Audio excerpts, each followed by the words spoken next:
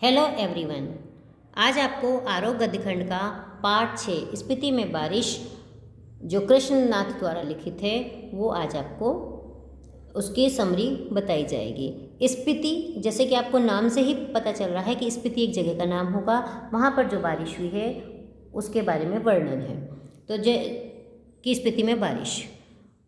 कृष्णनाथ का जन्म सन 1934 ईस्वी में उत्तर प्रदेश के वाराणसी में हुआ था। इनकी प्रमुख रचनाएं लद्दाख में रागविराग, किन्नर धर्मलोक, स्पीति में बारिश जो कि आपका पाठ है, पृथ्वी परिक्रमा, हिमालय यात्रा, अरुणाचल यात्रा, बौद्ध निबंधावली।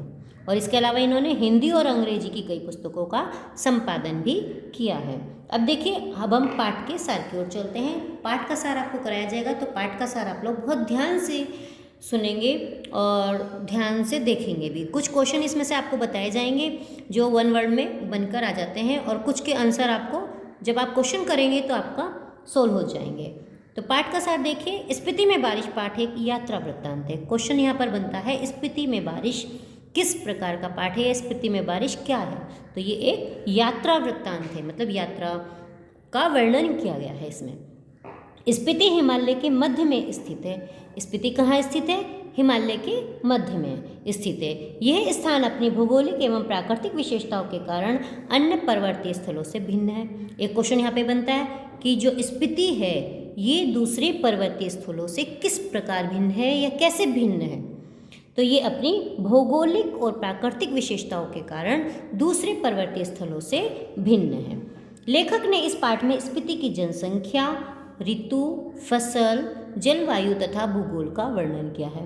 अभी एक चीज़ ये है कि इस पाठ में किस चीज़ का वर्णन है, मतलब इस पाठ में कौन से पाठ में? स्पीति में बारिश पाठ में किस किस चीज़ का वर्णन किया गया है? तो स्पीति की जनसंख्या का वर्णन है, ऋतु का है, फसल का है, जलवायु तथा भूगोल का वर्णन है। पाठ में दुर्गम क्षेत्र स्पीति में रहने वाले लोगों के कठिनाई भरे जीवन का भी वर्णन किया गया है। और कहाँ का वर्णन किया गया है? तो उसके जो दुर्गम मतलब जो कठिन भाग हैं उसमें वहाँ पे जो लोग रहते हैं वहाँ के लोगों में क्या क्या कठिनाई आती है, उनको जीवन यापन में क्या क्या परेशानियों का सामना करना पड़ता है, उस जीवन का भी वर्णन किया गया है। स्पीति हिमालय प्रदेश के लाहौल स्पीति जिले की तहसील है। स्पीति क्या है? तो वो जो हिमाचल प्रदेश है, उसकी लाहौल स्पीति जिले की तहसील है। उल्लेखनीय घटनाओं तथा मानवीय गतिविधियों के अभाव के कारण इसका इतिहास में कोई जिक्र नहीं किया गया है। एक क्वेश्चन ये मिलता है कि स्पीति का जिक्र इतिहास में क्यों नहीं मिलता है? तो क्यों नहीं मिलता है? तो क्योंकि वहाँ पे कोई उल्लेखनीय घटना नहीं हुई, कोई महत्वपूर्ण घटना नहीं हुई है। मानवीय गतिविधियों का वहाँ पे अभाव है, लोग कम आते जाते हैं, उनकी कमी है, इसलिए जो है इतिहास में इसका कोई जिक्र नहीं मिलता है। और क्या है यहाँ पर? यहाँ संचार तथा परिवहन के आधुनिक सुविधाओं का अभी तक विकास नहीं हुआ है। कि यहाँ पर जो संचार है मतलब इंटरनेट साधन है, मोबाइल साधन है, इनका, और परिवहन मतलब जो यातायात के साधन है उनका जो है आधुनिक सुविधाओं का इनका अभी तक वहाँ पे विकास नहीं हो पाया है। यहाँ के लोग शेष दुनिया से कटे हुए हैं। क्वेश्चन यहाँ पे बनता है कि स्पीति के लोग शेष दुनिया से क्यों कटे हुए हैं? क्यों कटे हुए हैं? क्योंकि वहाँ पे संचार और परिवहन के जो आधुनिक सुविधाएं हैं वहाँ पे अभी तक उनका विकास नहीं हो पाया है, इसलिए वहाँ के लोग दूसरी दुनिया के दूसरे हिस्से से कटे हुए हैं। फिर देखिए, स्पीति की भौगोलिक स्थिति कुछ इस प्रकार है। अब इसके बाद इसकी भौगोलिक स्थिति का वर्णन है। प्राचीन काल से लेकर मध्य काल में ब्रिटिश शासन तक ही स्वतंत्र रही है।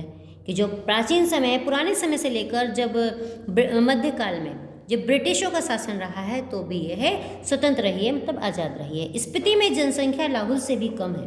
तो स्पीति की जनसंख्या जो लाहौल जिला है उससे भी कम है। यहाँ की जनसंख्या प्रति वर्ग मील 4 से भी कम है। अंग्रेजों के शासन काल में स्पीति का शासन एक नोनो द्वारा चलाया जाता था। अब ये जो है अंग्रेजों का जब शासन था तो वहाँ पर स्पीति का शासन एक नोनो चलाता था। नोनो वहाँ के स्थानीय शासक को कहा जाता है। क्वेश्चन बनता है नोनो किसे कहा जाता है? तो नोनो जो वहाँ पे स्थानीय शासक बनाया जाता था उसको कहा जाता था, जो वहाँ का कार्यभार संभालता था। इसका अधिकार क्षेत्र केवल द्वितीय दर्जे के मजिस्ट्रेट के बराबर था। कि किसके बराबर था उसका अधिकार क्षेत्र? द्वितीय, सेकंड श्रेणी का जो मजिस्ट्रेट होता है उसके इक्वल था उसका। लेकिन स्पीति के लोगों इसे अपना राजा मानते थे। लेकिन स्पीति के लोग जो है उसे अपना राजा मानते थे। किसे राजा अपना मानते थे? नोनो को, जो कि वहाँ का स्थानीय शासक था। राजा के न होने पर वे दमयंती जी को रानी मानते थे। अगर राजा नहीं होता था तो वो दमयंती जी को रानी मानते थे। 1873 में पास हुए स्पीति रेगुलेशन के तहत लाहौल और स्पीति को विशेष दर्जा दिया गया।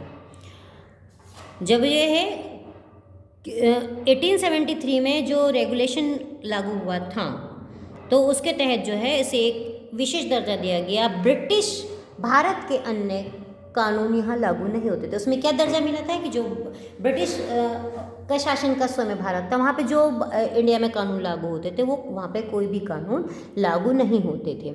रेगुलेशन के अधीन प्रशासन के अधिकार नौनों को दिए गए, जिसमें मालगुजारी इकट्ठा करना तथा छोटे छोटे फौजदारी मुकदमों का फैसला करना भी शामिल था।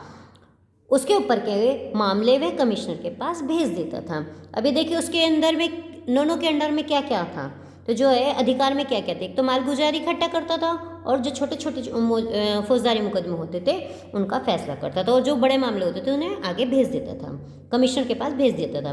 स्पीति 31.42 और 31.59 अक्षांश उत्तर और 77.26 और 78.42 पूर्व देशांतर के बीच स्थित है। यह चारों ओर से ऊंचे ऊंचे पहाड़ों का कैदी है। इसके चारों तरफ ऊंचे ऊंचे पहाड़ हैं। इन पहाड़ों की औसत ऊंचाई 18,11,00 फीट है। ये पहाड़ उसे पूरब में तिब्बत, पश्चिम में लाहुल, दक्षिण में किन्नौर और उत्तर में लद्दाख से अलग करते हैं। इसकी मुख्य घाटी इसी नाम की स्पीति नदी की घाटी है। स्पीति पश्चिम हिमालय में लगभग 16,1170 फीट को ऊंचाई से निकलकर पूरब में तिब्बत में जाती है, वहाँ से स्पीति में आती है। स्पीति नदी का नाम है, उसी के नाम पर वह घाटी का नाम रखा गया है। स्पीति में 8-9 महीने बर्फ़ पड़ती रहती है। यहाँ पे स्पीति दिया गया है कि स्पीति में जो है 8 से 9 महीने बर्फ़ पड़ती रहती है, जिसके कारण यहाँ के लोग शेष दुनिया से कटे हुए हैं। अधिक ऊंचाई वाली चोटियों से घिरे रहने के कारण मानसून यहाँ नहीं पहुँचता। बहुत ऊंची ऊंची ऊंचाई जो है वहाँ पे चोटियाँ हैं, इसलिए जो है मानसून वहाँ तक नहीं पहुँचता, जिससे वहाँ वर्षा न होने के बराबर होती है। इसलिए वहाँ पे वर्षा कभी कभार होती है, नहीं तो होती नहीं है। यहाँ मुख्य 2 ऋतुएं होती है। दिया ना यहाँ पे कितनी ऋतु होती है? 2 ऋतुएं होती है, बसंत और शीत। केवल 2 ही ऋतु होती है, बसंत और शीत। क्वेश्चन आ सकता है कि कौन सी 2 ऋतुएं होती हैं, या वहाँ पे कितनी ऋतुएं होती हैं? कितनी ऋतुएं होती हैं? 2 ऋतुएं होती हैं, बसंत और शीत। तब भी हम नाम देंगे, और नाम पूछा जाएगा तो नाम हमें देना ही है। वसंत ऋतु कम दिनों की होती है। दे दिया, बसंत ऋतु कम दिनों की होती है। इसमें बसंत की क्या खासियत है? बसंत में फूल खिलते हैं, तो लेकिन यहाँ पर एक चीज़ है, इसमें यहाँ न तो फूल खिलते हैं ना हरियाली आती है। स्पीति में वसंत ऋतु में भी ना तो फूल खिलते हैं ना हरियाली आती है।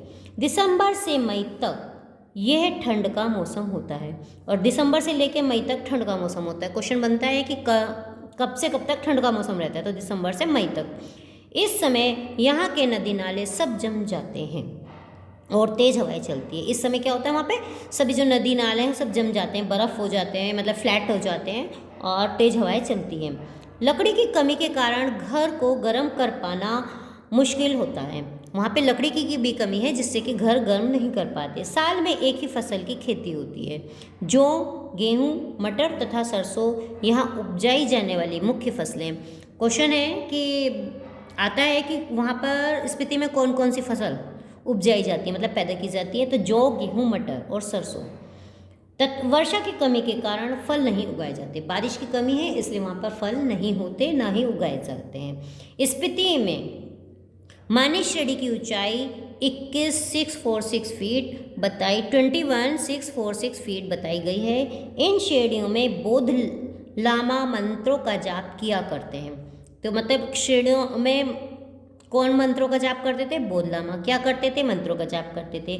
छोटी चोटियों की ऊंचाई 1700 फीट से अधिक है, मतलब 17,000। जो छोटी श्रेणियाँ हैं उनकी 17,000 से कम है, से अधिक है, 17,000 फीट से अधिक है। कई गांव समुद्र की सतह से 13,000 मतलब 13,000 फीट से ऊंचे बसे हैं। जो कुछ जो है गांव हैं 13,000 फीट से भी ऊंचे बसे हुए हैं। और जो इनकी छोटी चोटियों की ऊंचाई है वो कितनी है? 17,000।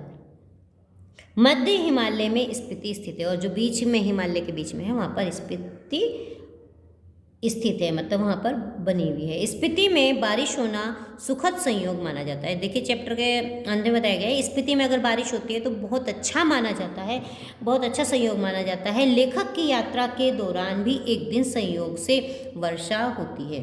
तो जब लेखक यात्रा कर रहा था वहाँ पर स्पीति में था तो वहाँ पर किस्मत से बारिश हो गई थी, तो वहाँ के निवासी उसकी यात्रा को शुभ मानते हैं, अच्छा मानते हैं। बहुत दिनों बाद स्पीति में बारिश हुई थी, क्योंकि बहुत समय बाद स्पीति में बारिश हुई थी। उस समय लेखक वहाँ पर रुका हुआ था।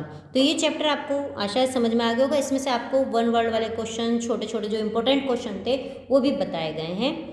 ओके, आप इस वीडियो को पूरा देखें।